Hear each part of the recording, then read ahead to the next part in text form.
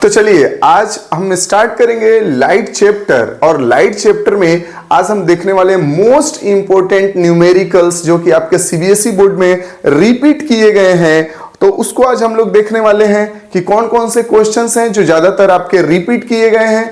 उसके पहले हम लोग ये देखेंगे कि लाइट चैप्टर का कौन कौन सा इंपॉर्टेंट फॉर्मूला है जो कि आपको याद होना चाहिए कि जब आपको न्यूमेरिकल बनाना है तो फॉर्मूला आपके जुबान पे होना चाहिए, तभी जाके आप न्यूमेरिकल्स को डील कर सकते हैं। ठीक है, तो ऐसा क्या क्या इंपॉर्टेंट चीज है जिसको कि हमें ध्यान में रखना है। तो आइए सबसे पहले लाइट चैप्टर का उस चीज को हम लोग देख लेते हैं। तो सबसे पहले आपको क्या क्या इंपॉर्टेंट पड़ेगा लाइट चैप्टर में। तो आपको लाइट चैप्टर में सबसे ज्यादा इंपॉर्टेंट पढ़ने वाला है कि रे डायग्राम। ठीक है, रे डायग्राम सबसे ज्यादा इंपॉर्टेंट है। ठीक है, ये सभी बच्चे को पूरा क्लियर होना चाहिए। रे डायग्राम मतलब कि आपका जो है concave mirror, convex mirror, concave and convex lens, जैसे कि आपको मिरर और लेंस पढ़ना है क्लास 10 में, तो यहां पर आपको उसका पूरा रे डायग्राम क्लियर होना चाहिए कि कहां पर कौन सा ऑब्जेक्ट रखेंगे तो कैसा कहां पर इमेज बनेगा, इमेज का नेचर क्या होगा, ठीक है, साइज वगैरह या रियल इन्वर्टेड होगा, क्या होगा, उसको क्लियर रखना पड़ेगा आपको। ठीक है, उसके बाद आपको इसके सारे फॉर्मूले आपको क्लियर रखने हैं। ठीक है, हाँ, तो इसका सारा फॉर्मूला आपको क्लियर रखना है। जैसे कि आपको मिरर फॉर्मूला है, ठीक है, लेंस फॉर्मूला है, मैग्निफिकेशन ऑफ मिरर है, लेंस है, तो ये आपको सब कुछ क्लियर रखना है। देन आपको साइन कन्वेंशन, ठीक है, साइन कन्वेंशन ये आपको टोटल क्लियर रखना है, क्योंकि जब भी आप इसमें न्यूमेरिकल्स बनाएंगे तो आपको focal length, height of object, height of image, image distance, object distance from mirror, ये सब कुछ आएंगे टर्म्स। तो आपको वहां पर प्लस साइन कब लेना है, माइनस साइन कब लेना है, ये सबसे बड़ा मैटर हो जाता है और यहीं पर हमारा न्यूमेरिकल गलत होने के चांसेस हो जाते हैं। तो साइन कन्वेंशन बहुत इंपॉर्टेंट है, आपको ये क्लियर रखना है। तो देखिए, फॉर्मूला, रे डायग्राम और साइन कन्वेंशन, ये तीन चीज है जो आपका एकदम क्लियर होना चाहिए। समझ गए कि नहीं? ठीक है, हाँ। और एक टर्म है इसमें रिफ्रैक्टिव इंडेक्स, आपका रिफ्रैक्टिव इंडेक्स, ठीक है, इनसे भी क्वेश्चंस आपका ज्यादातर आता है।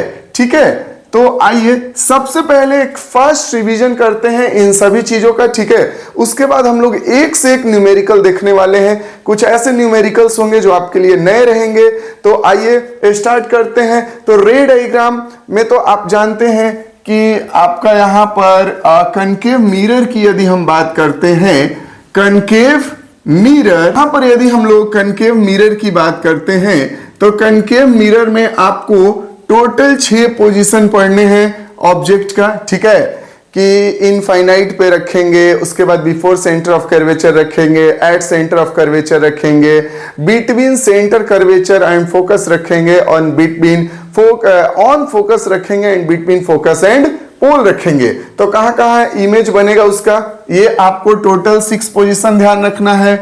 आपका इसी में कन्वेक्स की बात करते हैं, यदि कन्वेक्स मिरर की बात कर रहे हैं तो टोटल 2 पोजीशन है। तो एक इसमें तो आपका इनफाइनाइट पोजीशन आ जाएगा।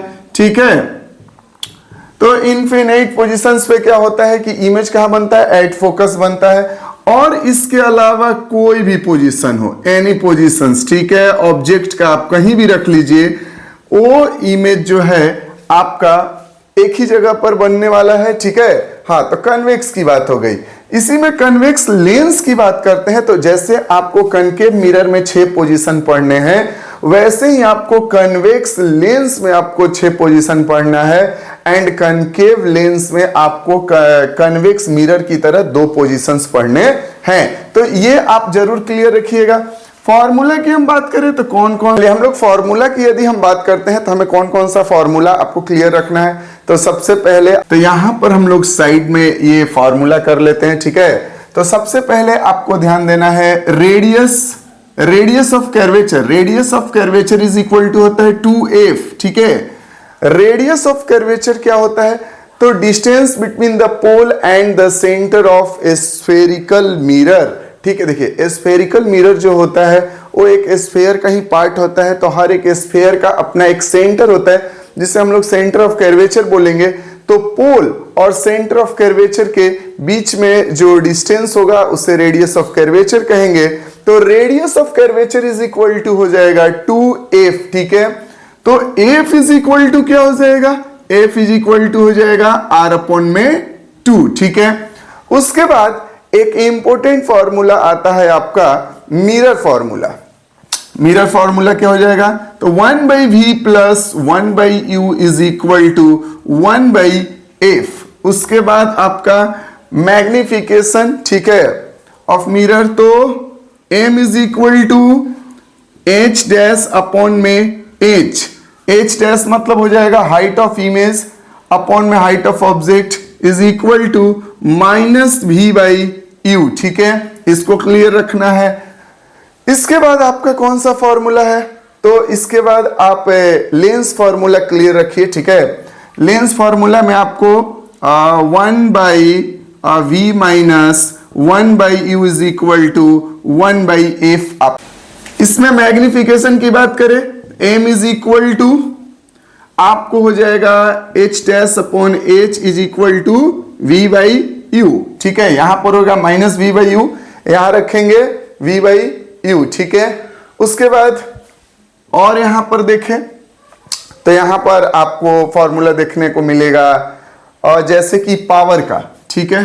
तो power of lens is equal to क्या होगा 1/f। f किस में होगा, आपका मीटर में होगा, ठीक है। यदि हम लोग इसको सेंटीमीटर में लेंगे तो 100 अपॉन में आपको f करना पड़ेगा, ठीक है।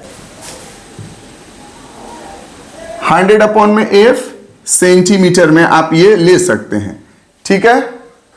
और भी यदि हम लोग फॉर्मूला की बात करें तो यहां पर आपको रिफ्रैक्टिव इंडेक्स, ठीक है। रिफ्रैक्टिव इंडेक्स में आपको एक फॉर्मूला देखने को मिलेगा साइन i अपॉन में साइन r, ठीक है। साइन i अपॉन में साइन r, इसको हम लोग क्या बोलते हैं, स्नेल्स लॉ, ठीक है। स्नेल्स लॉ, ठीक है ना। इसका मतलब क्या है कि स्नेल्स लॉ के माध्यम से हम ये समझते हैं कि साइन i अपॉन में साइन r जो होता है ये कांस्टेंट होता है। क्या होता है, ये कांस्टेंट होता है। रिफ्रैक्टिव इंडेक्स को हम लोग इंडिकेट करेंगे ऐसे u से या फिर n से, ठीक है। तो रिफ्रैक्टिव इंडेक्स बराबर में साइन i अपॉन में साइन r, ये हमेशा कांस्टेंट होता है। इसका मतलब क्या है कि यदि हमारे पास कोई मीडियम है, समझ लेते हैं, ठीक है, और ये नीचे मान लेते हैं कि ग्लास है, ठीक है, हाँ, और डिफरेंट एंगल ऑफ इंसिडेंस यदि हम लेते हैं यहां पर, तो मान लीजिए हमने यहां पर इंसिडेंस ले लिया, ठीक है, और यहां से हमने नॉर्मल बनाए, तो ये इसको रेयर मीडियम मान लेते हैं, इसको डेंसर मीडियम मान लेते हैं। तो इसका बेंडिंग कैसे होगा, टुवर्ड्स नॉर्मल, ठीक है, टुवर्ड्स नॉर्मल, ठीक ना, ऐसे करके बेंडिंग होगा। इसको बोलेंगे R और इसको बोल लेंगे I, angle of incidence and angle of refraction, ठीक है। यहां पर ये मान लीजिए I1 है, ये R1 है, और मैंने मान लीजिए एंगल ऑफ इंसिडेंस बदला, चलिए हमने बदल दिया, ये हो गया I2, ये हो गया आपका R2। तो आप साइन I1 अपॉन में साइन R1 करेंगे तो ये बिल्कुल सेम एग्जैक्ट वैल्यू आएगा साइन I2 अपॉन में साइन R2, समझे कि नहीं। ऐसे ही आप यदि एंगल चेंज करेंगे तो वहां भी आपको साइन I3 अपॉन में साइन R3 का जो वैल्यू आएगा वो भी आपका सेम आएगा। तो स्नेल्स लॉ कहते हैं कि यदि आपका मीडियम सेम है तो यहां पर आपको, और ये जो लाइट का आपका कलर पर भी डिपेंड करता है, तो मीडियम यदि सेम है और डिफरेंट एंगल ऑफ इंसिडेंस लेते हैं तो यहां पे साइन I अपॉन में साइन R क्या होता है, कांस्टेंट होता है। उसके बाद आपको यहां पर और भी हम लोग फॉर्मूला देख सकते हैं। यहां पर एक टर्म होता है एब्सोल्यूट रिफ्रैक्टिव इंडेक्स, ठीक है। एब्सोल्यूट रिफ्रैक्टिव इंडेक्स का मतलब क्या होता है कि यदि किसी मीडियम में लाइट ट्रेवल कर रहा है और उस मीडियम का हमको रिफ्रैक्टिव इंडेक्स चाहिए, तो हमको उस लोग क्या कर सकते हैं कि यहां पर स्पीड का काम आएगा। जैसा कि आप जानते हैं कि यदि आपके पास ये मान लीजिए कि नीचे अलग मीडियम है, ऊपर अलग मीडियम है, तो लाइट जैसे यहां से दूसरे मीडियम में इंटर करेगा तो लाइट का जो आपका स्पीड होता है, लाइट का जो स्पीड होता है वो चेंज हो जाता है। क्या हो जाता है? स्पीड चेंज हो जाता है। स्पीड क्यों चेंज होता है? क्योंकि आपके जो मीडियम होते हैं वो रेयर से डेंसर या डेंसर से रेयर हो जाते हैं, उनकी डेंसिटी में चेंज आती है, तो यहां पर स्पीड में भी क्या होता है? चेंज आ जाता है। ठीक है, तो एब्सोल्यूट रिफ्रैक्टिव इंडेक्स यदि हमको चाहिए तो उसके लिए हमको क्या करना पड़ेगा? तो मान लीजिए ये मीडियम 2 है, इसका हम लोग एब्सोल्यूट रिफ्रैक्टिव इंडेक्स यदि निकालेंगे तो हमको फर्स्ट मीडियम में वैक्यूम चाहिए होता है। ठीक है, तो absolute refractive index of medium 2 हो जाएगा, तो हमको speed of light in vacuum, speed of light in vacuum divided by speed of light in that medium. ठीक है, speed of light in medium 2, in medium 2, medium 2 में जो speed होगा उसको हम लोग vacuum, speed of light in जो vacuum होगा, इन दोनों को जब डिवाइड करेंगे तो absolute refractive index of medium 2 हमको क्या हो जाएगा? प्रोवाइड हो जाएगा। ठीक है, तो ये करके आपको सारे फॉर्मूला क्लियर रखना है। सबसे ज्यादा इंपॉर्टेंट आपको ये मतलब कि आपको मिला जुला के ये 4 फॉर्मूला सबसे ज्यादा आपको मतलब यूज में आएगा, और स्पीड वाला भी जो मैटर है यहाँ पर ये बहुत ही यूज में रहता है। ठीक है, उसके बाद साइन आई अपॉन में साइन आर ज्यादा यूज में नहीं आएगा, लेकिन ठीक है, उसको भी हम लोग क्या करेंगे? ध्यान में रखेंगे। तो ये कुछ फॉर्मूला हो गए। ठीक है, इसके बाद हम लोग समझ लेते हैं साइन कन्वेंशन। साइन कन्वेंशन बहुत इंपॉर्टेंट है। ठीक है, आपको ध्यान दे दे कि यदि आप ये पूरा वीडियो देख लेते हैं, एक बार रिवाइज कर लेते हैं, तो लाइट चैप्टर में आपको बिल्कुल भी प्रॉब्लम आने वाला नहीं है। ठीक है, तो यहां पर सारे फॉर्मूले और आपको टोटल चीज क्लियर करके हमने रख दिया है। तो आइए देखते हैं साइन कन्वेंशन के बारे में। ठीक है, जैसा कि हमने यहां पर एक और फॉर्मूला देख लिया था, क्या? साइन आई अपॉन में साइन आर। ठीक है, ये स्नेल्स लॉ हो गए। ठीक है, रिफ्रैक्टिव इंडेक्स। उसके बाद एब्सोल्यूट रिफ्रैक्टिव इंडेक्स यदि किसी भी मीडियम का हमको चाहिए तो क्या करना है? Speed in vacuum and divided by speed of light in medium 2। ये क्लियर रखिएगा। ठीक है, साइन कन्वेंशन को याद करने का सिंपल ट्रिक है। साइन कन्वेंशन को याद करने का बहुत ही मतलब कि ज्यादा इसमें टेंशन नहीं, आपको फिगर क्लियर है तो आराम से आप क्या कर सकते हैं? साइन कन्वेंशन को याद कर सकते हैं। जैसे कि आपका मान लीजिए ये है आपका कनकेव मिरर और इधर है आपका कन्वेक्स मिरर। ठीक है, कन्वेक्स कनकेव, इसमें इस साइड से क्या किया हुआ है? आपका कोटिंग इसमें इधर साइड से किया हुआ है। ठीक है, चलिए कलर चेंज करते हैं और व्हाइट। देखिए, अगर इसको हम लोग ऐसे करके, ये एक स्फेरिकल मिरर हो जाएगा। ठीक है, इसी का ये एक पार्ट है कटा हुआ। ठीक ना, ये हो जाएगा सी, ये हो जाएगा प्रिंसिपल एक्सिस। ये जो होता है पोल होता है। What is pole? The pole of the centre of spherical mirror. इस मिरर का जो कट किया हुआ पार्ट है उसका जो सेंटर पार्ट होगा उसको क्या कहेंगे हम लोग? पोल कहेंगे। इसको सेंटर ऑफ कर्वेचर कहेंगे। इन दोनों के मिडिल पार्ट को हम लोग एफ बोलेंगे। ठीक है, हाँ, तो ध्यान से देखिए, आपने ग्राफ पढ़ा होगा, आपने ग्राफ पढ़ा होगा। ग्राफ में आपने क्या देखा था? ऐसे ऐसे, ये x होगा, इधर -x होगा, इधर y होगा, इधर -y होगा। तो जो भी चीज आप इस लाइन को, इस y वाले एक्सिस को क्या कर लीजिए? मिरर मान लीजिए। ठीक है, इधर वाले जितना भी चीज होंगे वो होंगे प्लस, और इधर जितना भी चीज होगा प्रिंसिपल एक्सिस पे वो होगा माइनस। ऊपर में जो जाएगा वाई एक्सिस के तरफ वो होगा प्लस, और नीचे के तरफ जो जाएगा माइनस।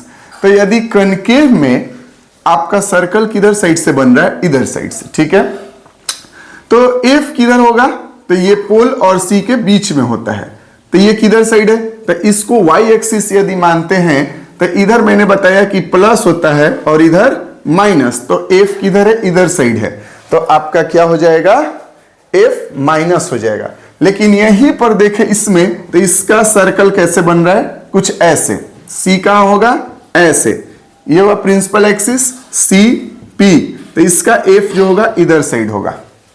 तो आप देख रहे हैं कि कन्वेक्स में जो आपका एफ है इस साइड में है, ठीक है, अगर हम अपने से बात करें तो मेरे लेफ्ट साइड में है, ठीक ना। तो क्या हो गया, ये होगा पॉजिटिव, ठीक है।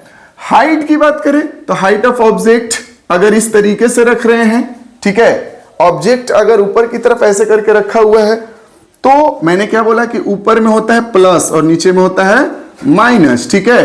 तो इसका जो हाइट ऑफ ऑब्जेक्ट होगा वो कैसा होगा, पॉजिटिव।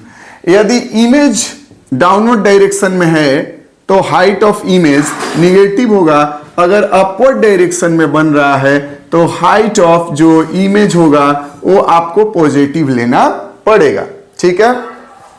तो हाइट हो गया, फोकस हो गया आपका, ठीक है। यू और वी की बात करें तो यू और वी क्या होता है, तो बाबू यू मतलब होता है object distance from mirror, and v मतलब इमेज डिस्टेंस फ्रॉम मिरर, ठीक है। इतनी बातें आपको क्या करना है, क्लियर रखना है, ठीक ना। ये सब आपको ध्यान में रखना है। एफ मतलब फोकल लेंथ। चलिए ठीक है, ये हो गया। यू और भी की बात करें तो देखिए इमेज ऑब्जेक्ट को हमेशा इधर साइड रखा गया है, तो यहां से यहां तक की दूरी आप देख रहे हैं कि एक्स एक्सिस पर है और इधर साइड है, ऑब्जेक्ट इधर साइड है, तो यू जो होगा क्या होगा, निगेटिव। समझ गए कि नहीं, इसमें भी यू क्या होगा, निगेटिव। भी यदि इमेज इधर बनेगा तो वी निगेटिव, इमेज इधर बना तो वी पॉजिटिव। समझ गए कि नहीं, ठीक है। तो ये आपको क्लियर रखना है। अब थोड़ा सा प्रॉब्लम आता है लेंस में, तो लेंस में भी आपको टेंशन नहीं लेना है, इजी है, आराम से याद हो जाएगा वो चीज, ठीक है। चलिए यहां पर देखते हैं लेंस के बारे में। तो सिर्फ हमको तो टेंशन है फोकल लेंथ का ही। तो ये हो गया आपका कन्वेक्स लेंस, ये हो गया आपका प्रिंसिपल एक्सिस, ठीक है, ये हो गया आपका प्रिंसिपल एक्सिस।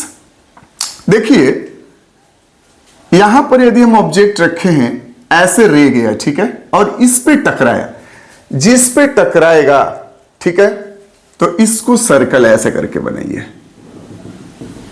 ठीक है, ऐसे करके सर्कल बनाए, क्योंकि इस पे टकराया है तो इसको ऐसे करके हमने क्या बना लिया, एक सर्कल बना लिया, ठीक है।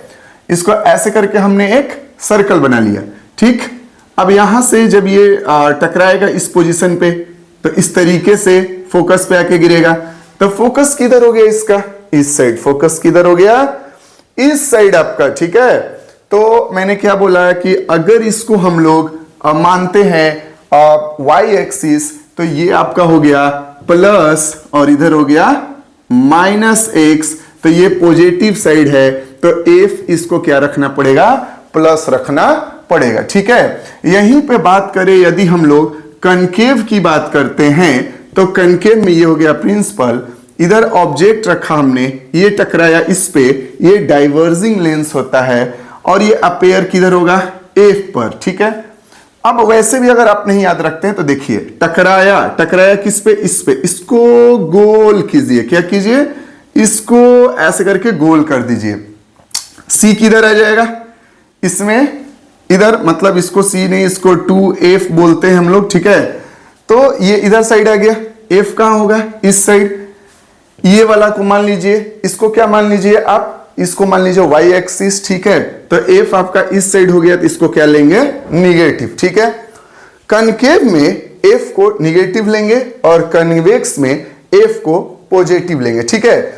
इतना बात आपको क्लियर रखना है, इतनी बातें आपको क्या करना है, बिल्कुल क्लियर रखना है। अगर इतना चीज आप क्लियर रखते हैं तो आपको लाइट चैप्टर में एक भी चीज में प्रॉब्लम नहीं आएगा, एक चीज में आपको प्रॉब्लम नहीं आने वाला है, ठीक है। अब चलिए कुछ हम लोग न्यूमेरिकल्स करते हैं, अच्छे अच्छे न्यूमेरिकल्स करेंगे, ठीक है। तो आप लोग तैयार हैं, चलिए स्टार्ट करते हैं न्यूमेरिकल्स को। फर्स्ट क्वेश्चन देखा कि डिफाइन द फ्लोइंग टर्म्स, ठीक है। आपको क्या करना है कि लाइट चैप्टर में आपको जो नॉर्मल डिफिनेशंस हैं, जैसे कि पोल क्या होता है, प्रिंसिपल फोकस क्या होता है, प्रिंसिपल एक्सिस क्या होता है, रेडियस ऑफ कर्वेचर है, ये सब चीज आपको क्या करना है, क्लियर रखना है, ठीक है। तो यहां पर आपका फर्स्ट क्वेश्चन है define the following terms. Pole क्या होते हैं, centre of curvature, principal axis, principal focus, तो ये सब चीज क्या होता है आपको यहां पर बताना है। तो यदि हम लोग पोल के बारे में देखें तो आपको पता है कि सपोज करते हैं कि ये आपका एक कनकेव मिरर है, क्या है, ये आपका एक कनकेव मिरर है और ये होता है आपका प्रिंसिपल एक्सिस। ये जो ऐसे करके आपका एक स्फीयर बनेगा, तो यहां पर स्फीयर का एक सेंटर होता है, ठीक है।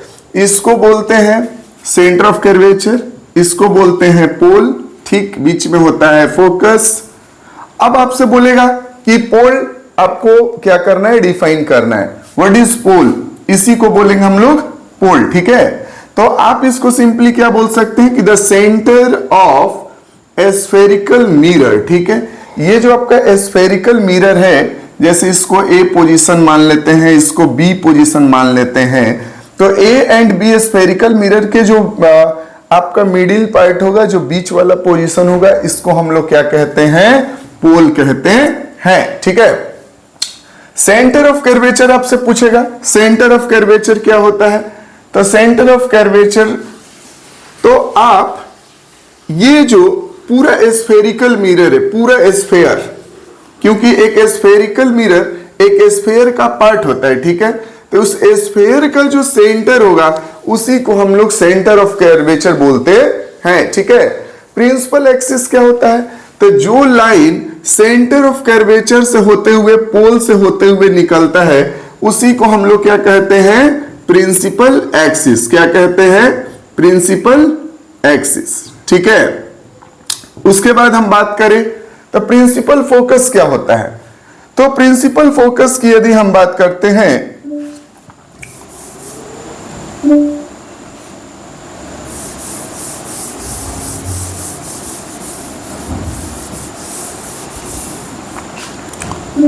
तो प्रिंसिपल फोकस क्या होता है, तो सपोज करते हैं कि ये आपके पास कनकेव मिरर है, ठीक है, ये हो गया प्रिंसिपल एक्सिस, ठीक। यदि आप कनकेव मिरर पर एक पैरेलल रेज इंसिडेंट करते हैं, तो ये क्या करता है, आप इस कनकेव मिरर पर एक पैरेलल लाइन इंसिडेंट करते हैं, इस पैरेलल लाइन को ये कन्वर्ज करेगा, एक कॉमन पॉइंट पर क्या करेगा, कन्वर्ज करेगा, और ये कॉमन पॉइंट ही क्या होता है, फोकस होता है। समझ गए कि नहीं, ठीक है। यदि आप कन्वेक्स मिरर लिए हुए हैं और कन्वेक्स मिरर का ये प्रिंसिपल एक्सिस हो गया, इस पे यदि आप पैरेलल लाइन इंसिडेंट करते हैं, तो ये भी क्या करता है कि आपको इस तरीके से रे को डाइवर्स कर देता है, रे को क्या करता है, डाइवर्स करता है, ठीक ना। तो ये अपेयर होता है जहां पर एक कॉमन पॉइंट पर अपेयर होगा, ठीक है। तो ये इस कॉमन पॉइंट को ही एफ कहते हैं। तो जब भी एक पैरेलल रे आपका इंसिडेंट करता है, कनकेव हो या कन्वेक्स हो, लेंस हो या मिरर हो, तो या तो फोकस पे जाकर वो कन्वर्ज हो जाएंगे, या जब डाइवर्स रे होंगे तो अपेयर होंगे एक कॉमन पॉइंट पर, उसी को हम लोग प्रिंसिपल फोकस कहते हैं, ठीक है। तो ये आपका फर्स्ट क्वेश्चन है, बहुत बार रिपीट हुआ है आपके बोर्ड में, तो इसको ध्यान देना है। तो पोल समझ में आ गया, centre of curvature, principal axis and principal focus, ठीक है। अब आपका नेक्स्ट क्वेश्चन देखते हैं क्या है। तो आपका सेकंड क्वेश्चन है, यहां पर देख रहे हैं कि draw the ray diagram to show the path of the reflected ray in the flowing cases. तो यहां पर आपके 3 केस दिए हुए हैं, इसमें आपको देखना है कि जो आपका रिफ्लेक्टेड रे होगा वो कहाँ जाएगा, ठीक है, टकराने के बाद। तो इंसिडेंट रे और रिफ्लेक्टेड रे का आपको पाथ दिखाना है यहाँ पर। तो चलिए एक क्या करते हैं ना, यहाँ पे हम लोग ले लेते हैं कन्वेक्स मिरर ले लेते हैं, ठीक है। कन्वेक्स मिरर है हमारे पास, ये हो गया आपका प्रिंसिपल एक्सिस, यहां आपको एफ हो गया, ये सी हो गया, ठीक है। अब सबसे पहले क्या बोला है कि स्ट्राइक एट इट्स पोल, ये आपका पोल हो गया, ठीक है। इस पोल पे यदि इस तरीके से रे टकराएगा, incident ray,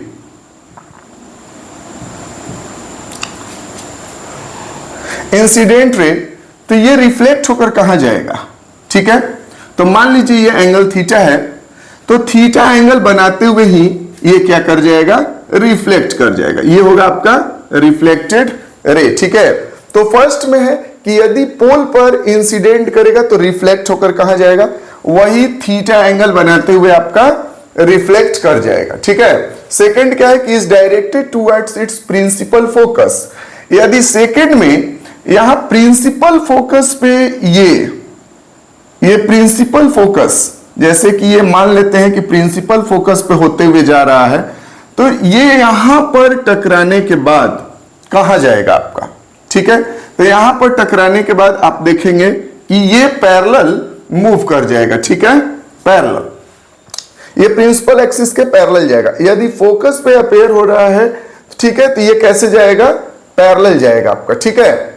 is parallel to its principal focus, principal axis, यदि प्रिंसिपल एक्सिस के पैरेलल रे जा रहा है तो कहां जाएगा ये बताना है। तो सपोज करते हैं ये रे गया प्रिंसिपल एक्सिस के पैरेलल, तो ये आपका जो है इधर साइड डाइवर्स हो जाएगा पहले तो, और बैक साइड में अपेयर होते हुए कहां से नजर आएगा, फोकस से। कहां से नजर आएगा, फोकस से।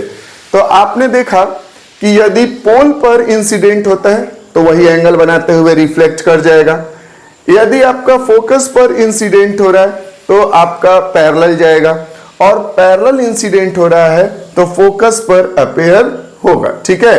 तो ये रहा आपका सेकंड क्वेश्चन का आंसर, जो कि बहुत बार रिपीट हुआ है, ठीक है। मतलब कि आपको रे डायग्राम पूरा क्लियर रखना है, ठीक है, रे डायग्राम आपको पूरा क्लियर रखना है। थर्ड क्वेश्चन यदि हम लोग देखते हैं, चलिए आपका थर्ड क्वेश्चन है यहां पर कि a concave mirror produces a 3 times magnified image on a screen. A concave mirror produces a 3 times magnified image on a screen. देखिए सबसे पहला क्वेश्चंस को बार बार पढ़िए, क्वेश्चन को बार बार पढ़िएगा तो ही जाकर आप क्वेश्चन के बनाने के मेथड पे फोकस कर पाइएगा। एक बार में क्वेश्चन नहीं समझ में आए तो उसको बार बार पढ़िए। क्या बोलता है, a concave mirror produces a 3 times magnified image on a screen. इस स्क्रीन पर इमेज बन रहा है, स्क्रीन पर इमेज बन रहा है और कनकेव मिरर है, तो मान लेते हैं कि ये हुआ आपका कनकेव मिरर, ठीक है, और ये आपका रहा प्रिंसिपल एक्सिस, ठीक है ना। स्क्रीन पर इमेज बनता है तो इमेज हमेशा कैसा होता है, रियल एंड इन्वर्टेड। कैसा होता है, रियल एंड इन्वर्टेड। मैग्निफिकेशन यहां पर कैसा होगा, तो मैग्निफिकेशन आपको होगा माइनस में होगा -3। क्या होगा, -3, ठीक है। अब यहां पर हम देखें तो मैग्निफिकेशन हमको मिल गया। If the object is placed at A distance of 20 centimetre, मतलब कि इस मिरर से 20 सेंटीमीटर की दूरी पर एक ऑब्जेक्ट रखा गया है। इसकी दूरी क्या दिया है, 20 सेंटीमीटर, ठीक है, 20 सेंटीमीटर की दूरी पर आपका ऑब्जेक्ट रखा गया है। तो ऑब्जेक्ट डिस्टेंस को हम लोग किससे लिखते हैं, यू से। यू किस में होगा, प्लस की माइनस, तो माइनस में होगा, -20 सेंटीमीटर आपका होगा, ठीक है। यू भी मिल गया, एम भी मिल गया। अब आपसे क्या पूछता है कि how far is the screen from the object. अब देखिए स्क्रीन कितना दूर पर रखा गया है, ठीक है। How far is the screen from the object, sorry यहाँ पे गलत है, यहाँ पर मिरर होना चाहिए कि मिरर से कितना दूर पर रखा गया है। ठीक है, स्क्रीन मतलब कि आपको v निकालना है। क्या निकालना है? तो आपको यहाँ पर v निकालना है। v का मतलब होता है इमेज डिस्टेंस फ्रॉम मिरर। ठीक है, चलिए आपने एक फॉर्मूला पढ़ा है कि m is equal to minus v by u. क्या पढ़ा है? Minus v by you. ठीक है, आपका m कितना गिवन है? -3। m गिवन है -3, ठीक ना। u कितना गिवन है? u आपका गिवन है -20, ठीक ना। चलिए अब आप कहा है, ये माइनस से माइनस गया, ठीक है, ये माइनस से माइनस गया, ठीक है, तो ये इधर डिवाइड में इधर है तो मल्टीप्लाई में हो जाएगा। क्या मल्टीप्लाई? 20 इंटू -3 क्या होगा? -16, यानी कि v हमको मिल गया -60 यहां पर हो जाएगा। यानी कि जो इमेज होगा वो 60 सेंटीमीटर की दूरी पर आपका इस साइड में बनने वाला है, 60 सेंटीमीटर, ठीक ना। तो ये रहा इसका आंसर। नेक्स्ट क्वेश्चन की तरफ हम लोग पढ़ते हैं, ठीक ना। तो ये आपका क्वेश्चंस बहुत बार रिपीट हुआ है, इसको आप लोग ध्यान में रखेंगे। चलिए नेक्स्ट क्वेश्चंस हम आपका देखते हैं।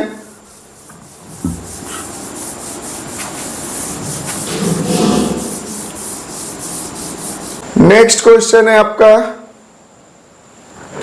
A student wants to be erect image of an object using a concave mirror of 10 centimeter focal length. तो what will be the distance of the object from mirror? यहां पर आपका from mirror है, ठीक है। बोला जा रहा है यहां पर कि एक स्टूडेंट है जो चाहता है कि इरेक्ट इमेज बने। इरेक्ट मतलब सीधा इमेज बने कनकेव मिरर में, जिसका फोकल लेंथ आपका 10 सेंटीमीटर है। फोकल लेंथ 10 सेंटीमीटर है। कनकेव मिरर आपने पढ़ा है। चलिए सपोज करते हैं ये आपका कनकेव मिरर हो गया, ठीक है। ये आपका हो गया प्रिंसिपल एक्सिस, ठीक है। ये मान लेते हैं सेंटर ऑफ कर्वेचर, इसको मान लेते हैं एफ। ये हो गया आपका पोल, ठीक।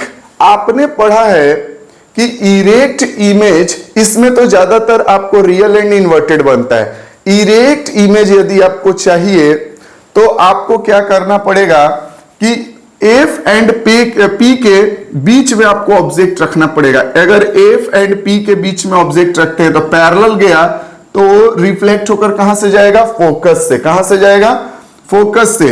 यदि पोल पर गया तो यही एंगल बनाते हुए आपका इस साइड हो जाएगा, ठीक है। क्लियर? अब ये दोनों रे इधर तो टकराने से रहती है, कहां जाएंगे? आपका बैक साइड में, इस तरीके से। तो यहां पर आपका ये इमेज बनेगा, ठीक ना। मतलब कि आपको यदि इरेक्ट इमेज चाहिए तो आपको क्या करना पड़ेगा? एफ एंड पी के बीच में ऑब्जेक्ट रखना पड़ेगा। तो ऑब्जेक्ट का जो डिस्टेंस होगा वो क्या होगा? तो बिटवीन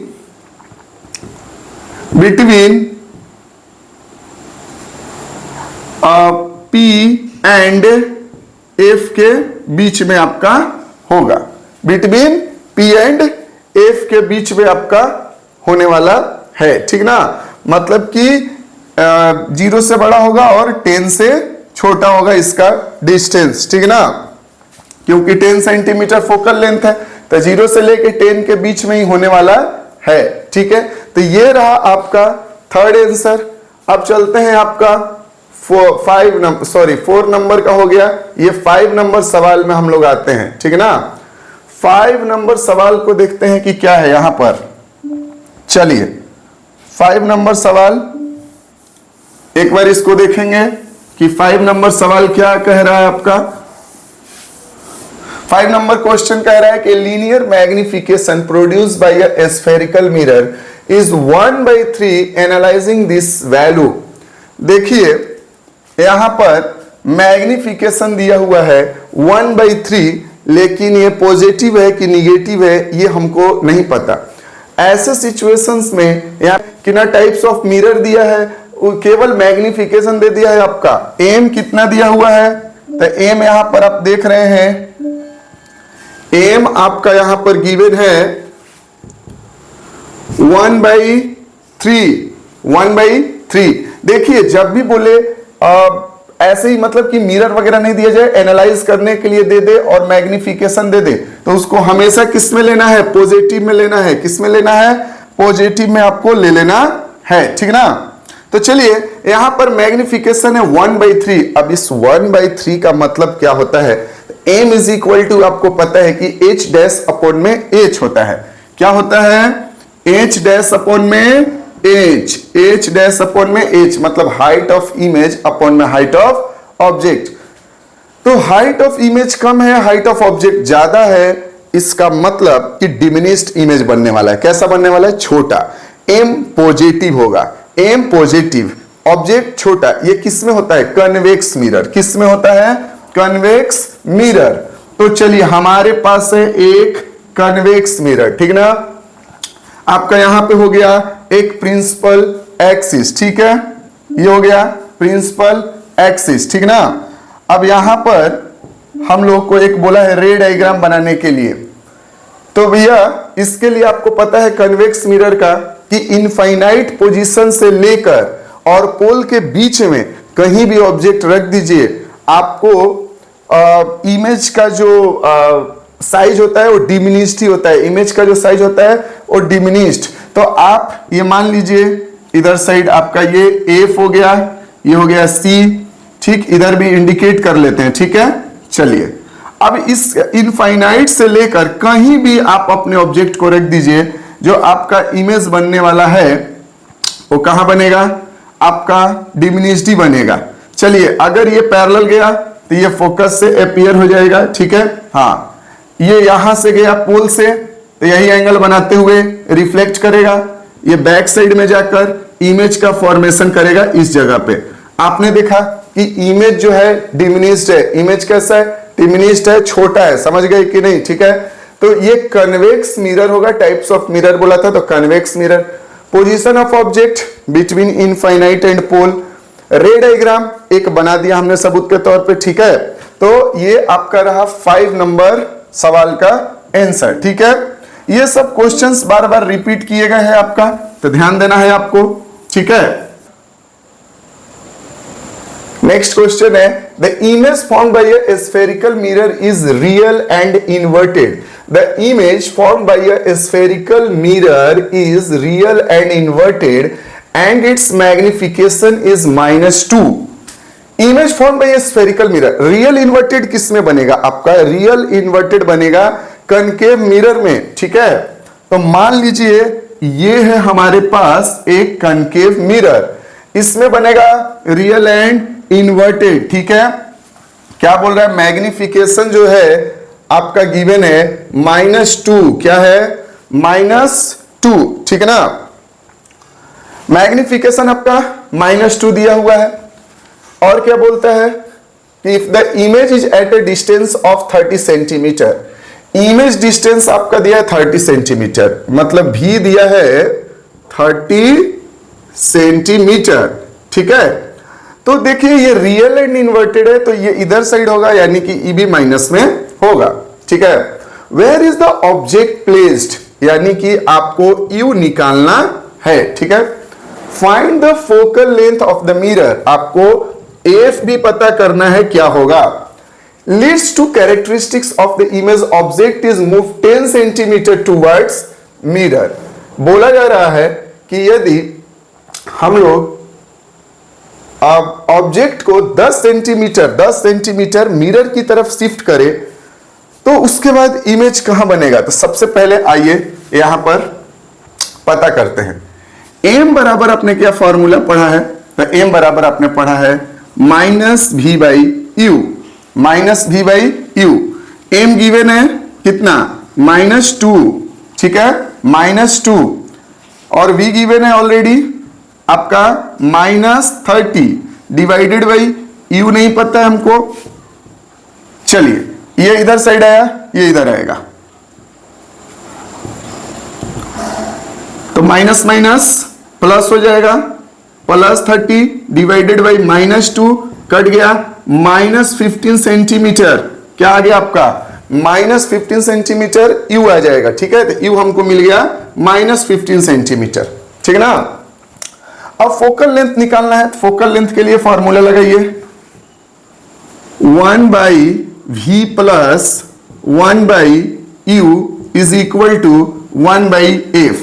ठीक है, ये मिरर फॉर्मूला है आपका। यहां पर क्या होगा? तो 1/v कितना दिया है? -30 plus 1/15 is equal to 1/f।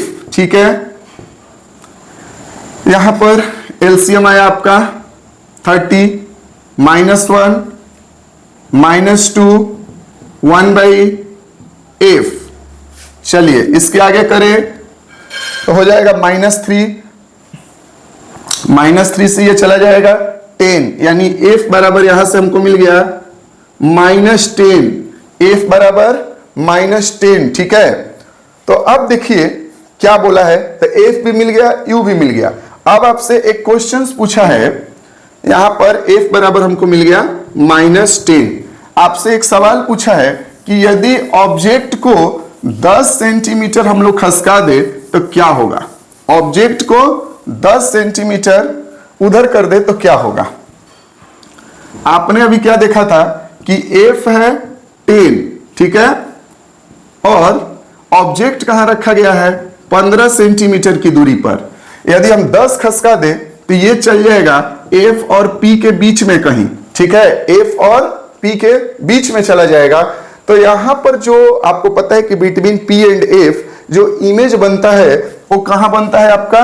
तो आपका बनता है वर्चुअल एंड इरेक्ट। तो पहला हो जाएगा कि वर्चुअल एंड इरेक्ट होगा, और दूसरा आपका इसका कैरेक्टरिस्टिक्स में हम ये जान लेंगे कि लार्ज साइज बनेगा। ठीक है, तो लार्ज बनेगा और वर्चुअल एंड इरेक्ट बनेगा। ठीक है, और आपका नेक्स्ट क्वेश्चन यदि हम लोग देखते हैं यहां पर, अब जैसे कि आपका एक नेक्स्ट क्वेश्चन है, यहां पर आप देख रहे हैं कि कॉलम 1 एंड कॉलम 2, चलिए क्लियर विजिबल नहीं होगा तो कोई बात नहीं, इसको हम रिपीट करेंगे। ठीक है, तो यहां पर आपका कॉलम 1 में दिया हुआ है कि एट इंफिनिटी, मतलब कि in the given following columns the position of an object is given in column first and the nature of image formed in a concave mirror. आपके कॉलम 1 में क्या दिया हुआ है?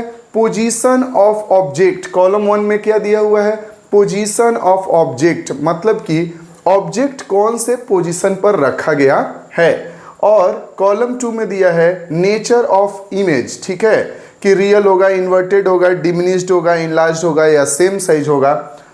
तो देखिए क्या होता है कि जब आप कोई ऑब्जेक्ट किसी एक पोजीशन पे रखते हैं तो उसमें 2 से ज़्यादा या 3 से ज़्यादा उसमें कैरेक्टरिस्टिक्स आ जाते हैं। तो इसमें से 2 या 3 ऑप्शंस भी किसी एक पोजीशन ऑफ ऑब्जेक्ट के लिए हो सकता है।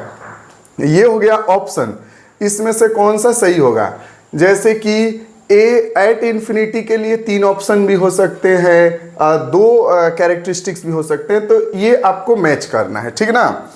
अब जैसे कि यहां पर आप देख रहे हैं, ठीक है, एट इन्फिनिटी अगर हम लोग इनफाइनाइट पोजीशन पर ऑब्जेक्ट को रखते हैं तो क्या क्या हो सकता है। और इनफाइनाइट पोजीशन पर आप कनकेव मिरर की यहां पे बात हो रही है, कनकेव मिरर का। ठीक, इनफाइनाइट पर ऑब्जेक्ट रखते हैं तो सबसे पहले वो डिमिनिश्ड होता है। ठीक है, मतलब बहुत ही छोटा होता है। तो ए ऑप्शन के लिए P एक ठो आ जाएगा। ठीक है, ए ऑप्शन के लिए, सॉरी ये P नहीं है,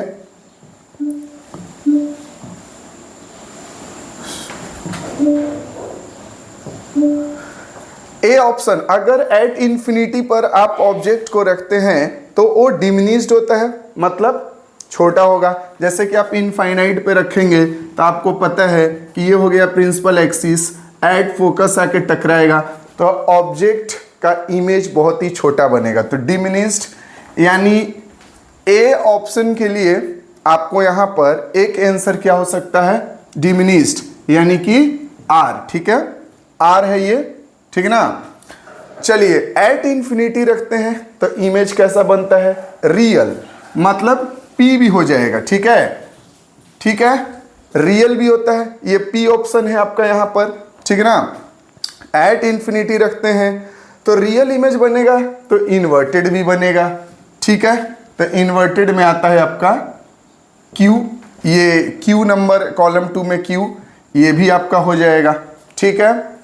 उसके बाद आप इनलास्ट होगा नहीं, सेम साइज होगा नहीं, तो आपका ए कॉलम फर्स्ट में ए के लिए आपका ये 3 ठो बातें सही हो सकती हैं, जैसे कि रियल हो सकता है, इन्वर्टेड हो सकता है, डिमिनिस्ड हो सकता है। ये आपको ए नंबर में एट इंफिनिटी के लिए डी ऑप्शन में जाकर देखिए तो यहां पर दिया हुआ है PQR, ठीक है, जो कि ये मैच कर रहा है, ठीक है ना। Between infinity and centre of curvature, यदि ये आपका सेंटर ऑफ कर्वेचर है और यहां पर ऑब्जेक्ट को आप रखते हैं तो क्या होगा। तो सबसे पहला ये आपको इमेज बनेगा बिटवीन C एंड F, यहां पर बनेगा बिटवीन C एंड F, ठीक। पहला डिमिनिस्ड होगा, ये छोटा होगा, ठीक। तो हम लोग B के लिए डिमिनिस्ड हो सकता है, मतलब R ऑप्शन तो होगा ही होगा, ठीक है, R वाला डिमिनिस्ड हो सकता है। रियल इन्वर्टेड होगा ही, ठीक है, मतलब P भी होगा और Q भी होगा, R इन्वर्टेड तो होगा ही, ठीक है। चलिए अगर आप between infinity and centre of curvature रखते हैं, यहां पर रखते हैं, तो आपका डिमिनिस्ड होगा, मतलब कि R ऑप्शन होगा, रियल होगा मतलब P ऑप्शन होगा, इन्वर्टेड होगा मतलब Q ऑप्शंस, ये तीनों होंगे, ठीक है। किसके लिए, infinity of centre of curvature के लिए रखते हैं, सेम साइज और इनलार्ज तो होगा नहीं, ठीक है। तो इसके लिए भी आपका यहाँ पर PQR आ गया और इसके लिए भी PQR। बी ऑप्शंस में आपका D में दिख रहा है PQR, ठीक है। At centre of curvature, centre of curvature पे यदि किसी आप ऑब्जेक्ट को रखते हैं तो सेम साइज होगा, ठीक है, सेम साइज। उसके बाद से आपको रियल होगा, डिमिनिश नहीं होगा, इन्वर्टेड होगा, मतलब PQT, ठीक है। C के लिए आपका क्या हो सकता है, PQT, जो कि आपको यहां पर दिख रहा है। D ऑप्शन सारे मैच कर रहे हैं। अगर एट फोकस रखते हैं तो एट फोकस पे हाईली इनलार्ज्ड इमेज बनेगा, ठीक है, रियल बनेगा, इन्वर्टेड बनेगा, मतलब PQS, इनलार्ज नहीं, हाईली इनलार्ज्ड भी लिख सकते हैं। PQ भी इसके लिए सही है, ठीक है, हाँ। तो आपका D ऑप्शन इसके लिए क्या होगा, राइट हो जाएगा, D ऑप्शन इसके लिए राइट होगा आपका, ठीक ना। तो ये मैच द कॉलम था, ठीक है, जिसमें एक से ज्यादा भी आप मैचिंग कर सकते हैं और ये आपका ऑप्शन था, तो ऑप्शन नंबर D आपका क्या होगा, सही होगा।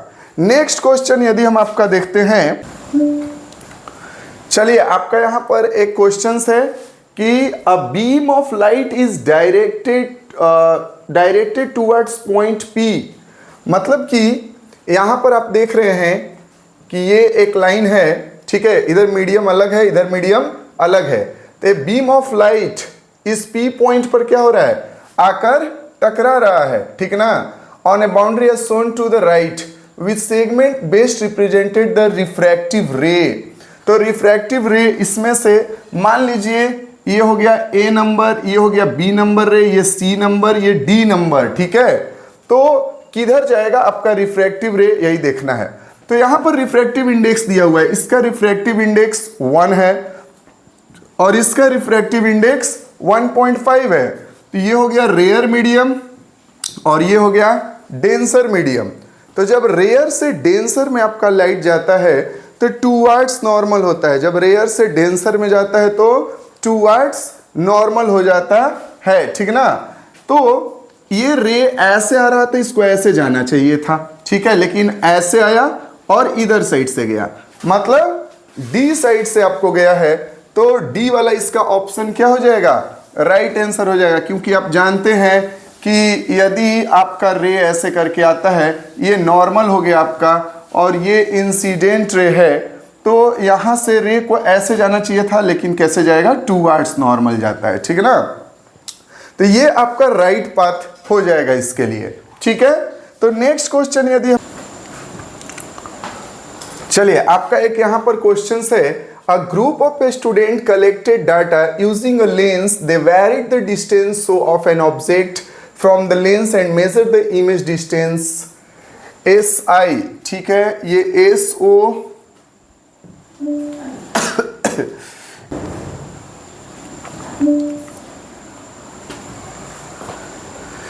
देखिए यहां पर क्या करते हैं, ए स्टूडेंट एक डाटा कलेक्ट किए हैं, ठीक ना। हाँ, तो यहां पर हम लोग देख रहे हैं, यहां पर दिया हुआ है आपका SI और यहां पर दिया है SO, मतलब distance of image and distance of object, और इनवर्स में दिया हुआ है। किस में दिया हुआ है, ये देख रहे हैं, इनवर्स में आपको दिया हुआ है। इनवर्स मतलब ये डाटा है आपका, अगर इमेज का है तो 1/v, ठीक है, और ये है 1/u, ठीक है। हाँ, ये है आपका distance of image and distance of object, ये इनवर्स में दिया, इसीलिए मीटर इनवर्स लिखा हुआ है, क्लियर नहीं दिख रहा है तो कोई बात नहीं। ये है 1/v का डाटा और ये है 1/u का डाटा, ठीक है। स्टूडेंट ने क्या किया, कलेक्ट किया डाटा को और यहाँ पर ग्राफ में आपको शो किया हुआ है। Distance as a function of inverse of the object distance, the focal length of the lens is approximately. इसका फोकल लेंथ क्या होगा, ये हमको क्लियर करना है। तो आप इस पूरे ग्राफ में ध्यान से देखो, तो यहाँ भी है 1 और यहाँ भी है 1, ठीक है। मतलब 1/v का value is equal to 1/u का वैल्यू यहाँ पर आपको गिवन है, कितना, यहाँ पर गिवन है 1, ठीक है। तो यदि यहाँ पर 1 गिवन है, इसका मतलब अगर इसको हम लोग इन्वर्स करते हैं तो v is equal to u is equal to 1 यहाँ पर यदि है, तो यदि 1 मीटर हम लोग रख रहे हैं तो v और u बराबर कब होता है, v और u बराबर कब होता है, जब हम लोग सेंटर ऑफ कर्वेचर पर किसी ऑब्जेक्ट को रखते हैं, ठीक ना। देखिए 1/v का वैल्यू भी 1 है, 1/u का वैल्यू भी 1 दिया हुआ है कॉमन। अगर इसको इन्वर्स से इसको उल्टा करेंगे तो 1 मीटर आ जाएगा, v is equal to u is equal to 1 metre, ठीक है। अब यहाँ पर ये दोनों बराबर कब होते हैं, जब ये सेंटर ऑफ कर्वेचर पर ऑब्जेक्ट, यानी सेंटर ऑफ कर्वेचर हो गया आपका 1, तो f कितना हो जाएगा 1/2, यानी कि 0.5। तो 0.5 metre is a right answer, 0.5 metre is a right answer, ठीक है। चलिए ये हो गया।